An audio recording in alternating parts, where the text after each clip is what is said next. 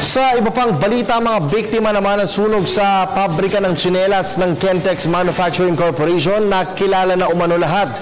Ang detalye ng ulat, alamin natin kasamang si Alvin Baltazar, live via phone patch.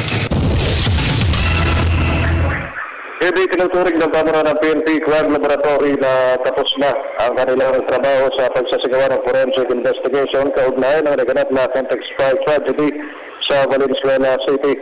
Ito ay matapos na ma-identify ang huling dalawang naging biktima sa naganap na sunod ng buwan ng Mayo.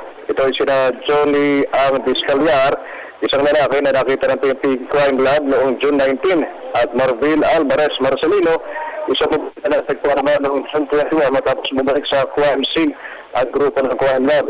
Sinabi ni PNP Crime Laboratory Deputy Director Manuel Aranas ngayon ay nasa 74 na ang tala nila sa mga nasawi sa Kentex Fire at tugmano ito sa bilang ng mga nakalistang claimants.